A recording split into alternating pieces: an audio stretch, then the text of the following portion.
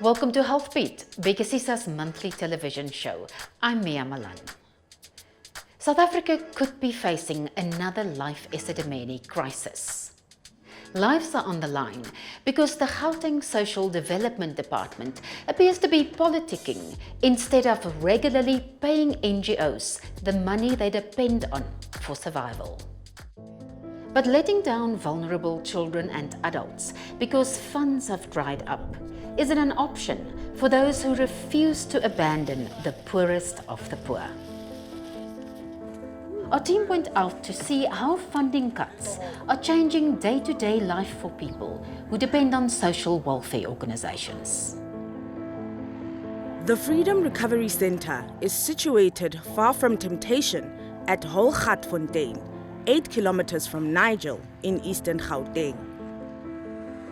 The Department of Social Development named the facility the best treatment centre in Gauteng in 2018. The state-funded centre offers treatment, counselling and skills development to recovering drug users. Listen, this is the problem. So when going back home, what makes it difficult for you guys to stay strong? It's the lack of education for the people in our lives, our families. Yes. Now, the 10-year-old facility faces closure because the Gauteng Department of Social Development hasn't paid them. Derek Matthews is the CEO and founder of the Freedom Recovery Centre. He's unsure why funding has been withdrawn, as they've always had a clean audit. So for the 10 years that we have been funded by Department of Social Development, we literally never had serious problems regarding funding. There was always a thing of, the SLAs or the panel meetings in November, December, the previous year already. By February, March, you would have your service level agreement. In May, the department said it had pulled funding due to a pending investigation. At first, when I got the WhatsApp from DSD, then about 2 hours later I got the email, and the email just was a random letter to say we are under investigation and we are not funded. Derek says they're in the dark about the allegations against them. I kept on emailing DSD, and no one could even answer us what is the allegations. And it's almost 28 days later. We're still waiting for any kind of reply. No one has replied. Mangoba Makasi is one of 5 full-time social workers currently working without pay. Actually, hearing that we didn't get any funding as Freedom Recovery Centre on the 23rd of May, that was a shocking news actually for the staff and also the residents. Remember, because we've been working for almost 2 months with the promise that we will be funded. Unfortunately, we didn't get any funding. He worries that the centre could be forced to close, derailing the recovery of those patients in the early stages of treatment. The minimum treatment period for addiction is 3 months. Mangoba says staff here are staying on until the current treatment period has ended. The reason we offer to volunteer until the end of month, June, is because social work is our passion. We love social work, we love our profession by heart. And remember, these residents that are here need to provide service to them, make them fit and prepare them to go back home in a good state. Because as much as it is happening, they are still human beings. They deserve another chance. Recovery can be as complex as a game of chess.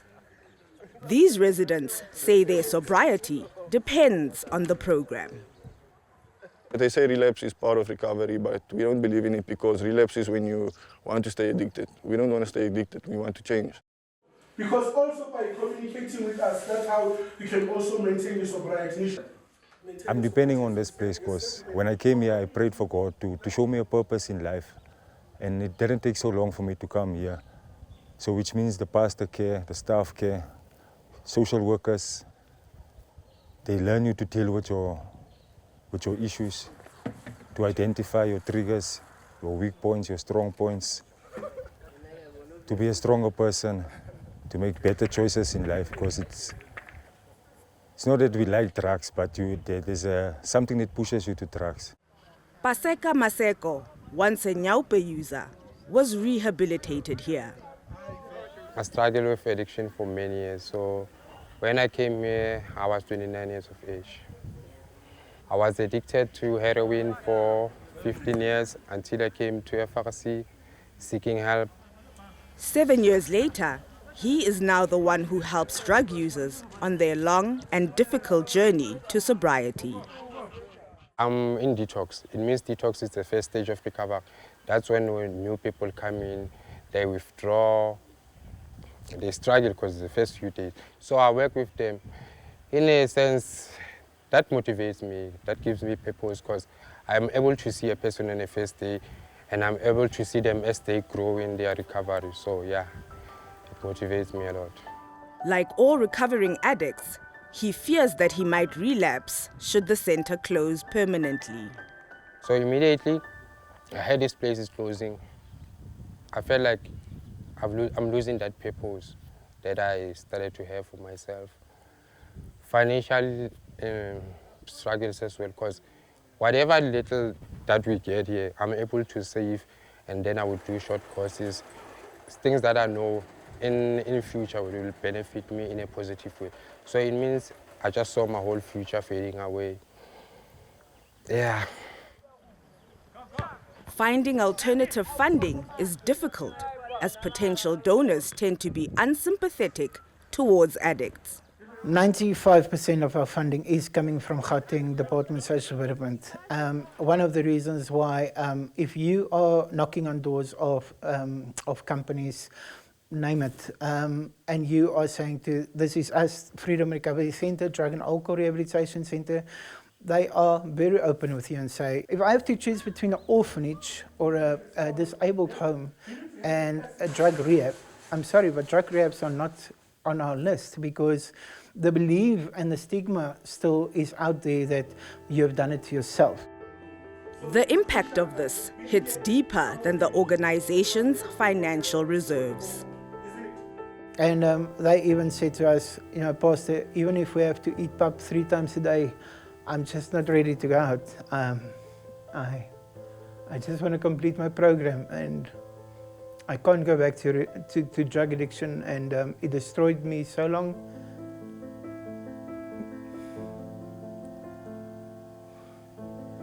And I can't do that to my family anymore. And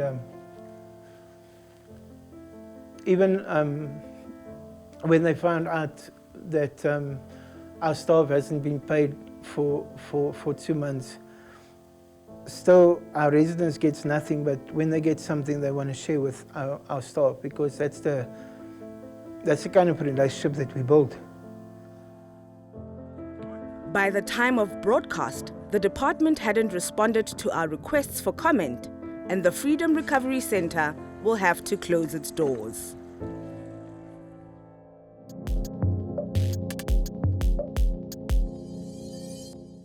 Welcome back to Healthbeat, where we're unpacking what it means when government funding for the care of our most vulnerable is reduced or disappears. Ongoing budget cuts for social care organisations create insecurity in the social welfare sector, and these are organisations who largely do the work of government. Section 27 explains how services to vulnerable people have been cut.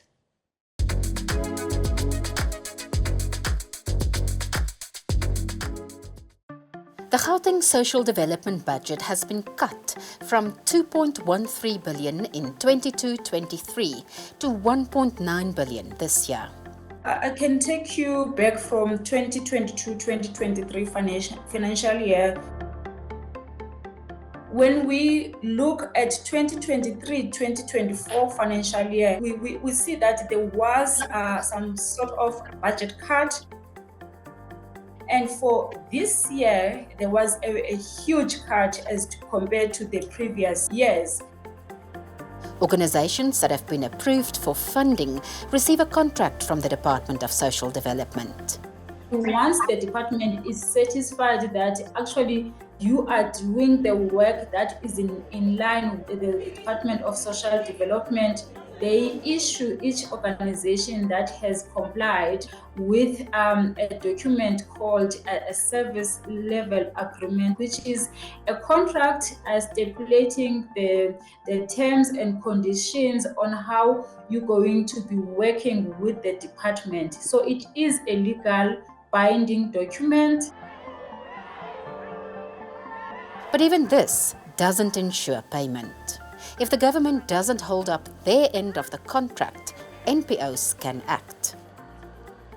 They can first follow the internal processes, and if those internal processes are not helpful to them, they have a right to approaching the High Court for appropriate relief to enforce the service level agreement that is in place. A structural interdict, then we should utilize that time and see whether we can move this forward constructively. If not, the welfare burden will fall on families.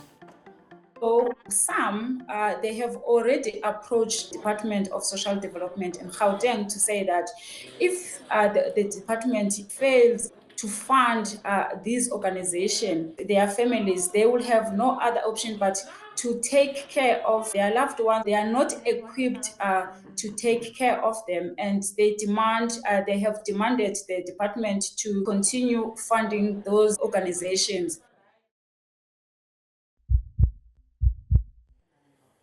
Les Sanabria is from the Gauteng Social Services Welfare Development Forum, and they represent up to 500 organizations.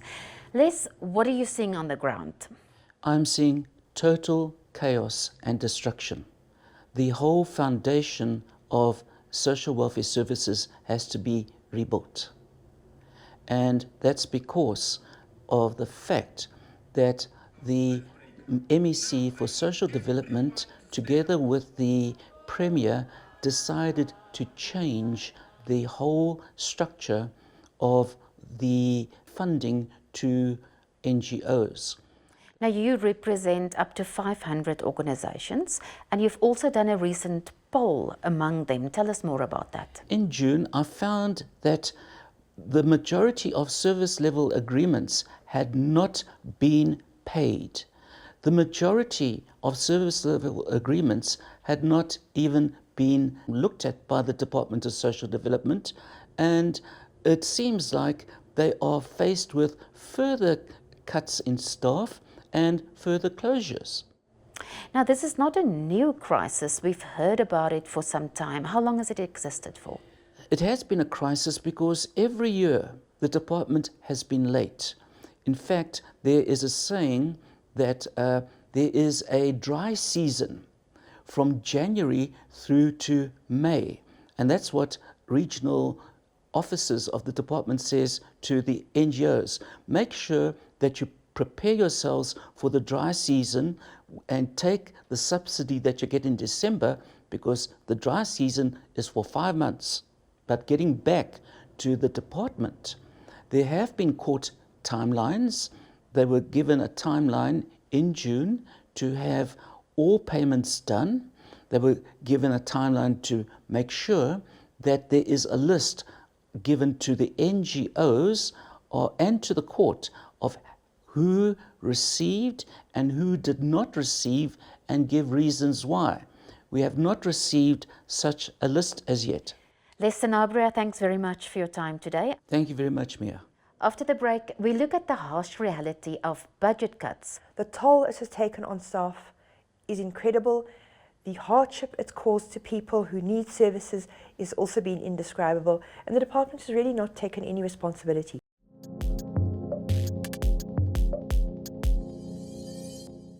Welcome back to Healthbeat, where we're finding out how care organizations survive in a country with an ever-increasing welfare burden and slashed subsidies. During Life Esidimeni, over 140 psychiatric patients died because the organizations meant to care for them were ill-equipped to do so.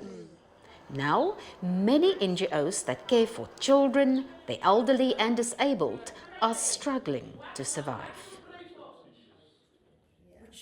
Lisa Vetten is from the Gauteng Care Crisis Committee, representing more than 80 social welfare organisations.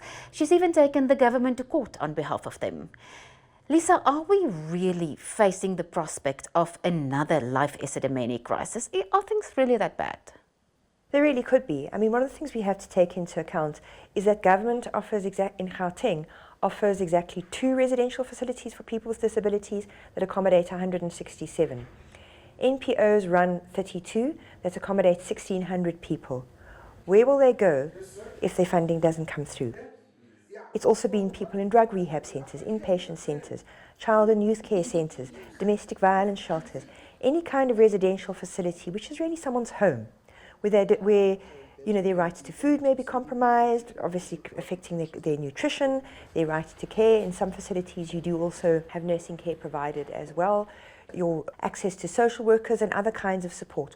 All that was placed under threat by the department, who also have taken no responsibility in any way for recognising their part in this. Their attitude has been, when one has said to them, the organisation is going to close. Oh well, they must close in a responsible manner and let us know, and we'll make a plan. That means you failed to think about the consequences of your actions at the time as to what the effects of your very poor decision making were going to be. So at the end of June, where are we now? The department has really dragged its feet in attempting to meet the court order. It certainly helped. It did spur them on, but money is trickling in very, very slowly. They did put in place these interim SLAs. They're interim contracts which at least buy time and give organisations funding until the end of August. However, the way those contracts are written, there's a good likelihood that we may face a similar scenario again in September. So we have to use this time now to make sure it doesn't happen again, and to use the court order to prevent this from repeating itself. Why is it always Gauteng that we hear about? Is it because of a large population, or is it governance issues? It's governance issues. Gauteng used to be one of the most efficient departments of social development in the country. This changed in 2022 when the political leadership changed. The effects of changes became obvious in the 2023-2024 budget. The Premier and the MEC of the time reprioritised expenditure and then took a significant chunk of money away from NPOs. And the NPO budget is an easy one to attack because it can be decided on a year-to-year basis. You can introduce all kinds of specious and spurious criteria as to why you can't give the money. So it means the money comes in, but you as government can withhold it and use it for other things and reprioritise it and channel it for other things. So in 2023-24, they first had a go at reprioritising. Protests succeeded in stopping that. But they did it again this year on even more dubious grounds, where a claim was fabricated to the effect that the Auditor General had made a recommendation and a finding that the entire process of funding NPOs had to be altered.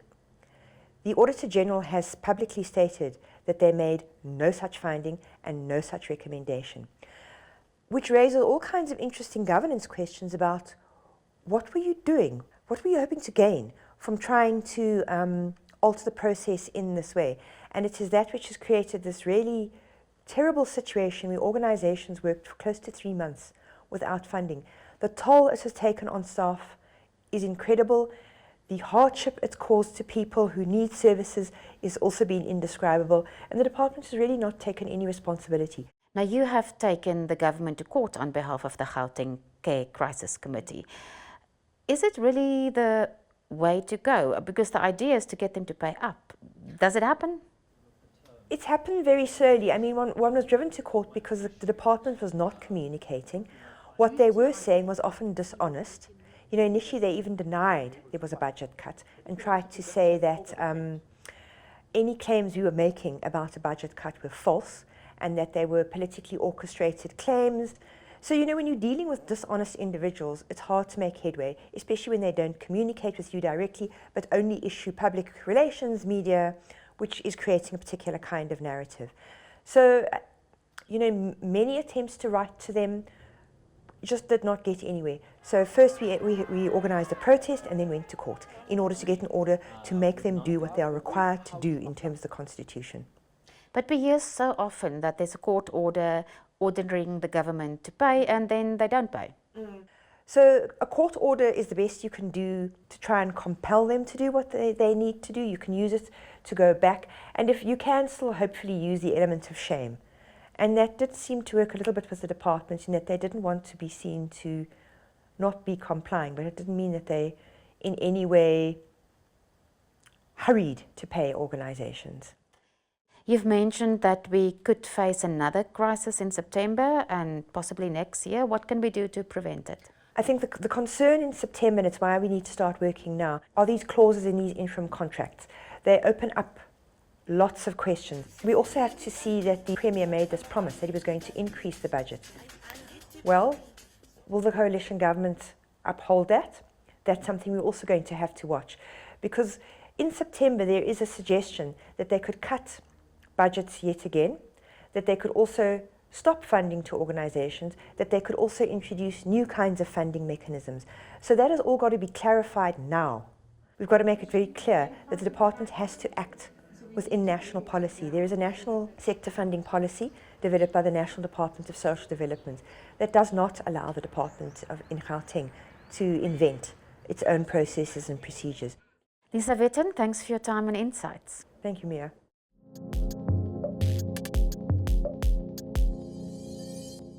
That's our June show.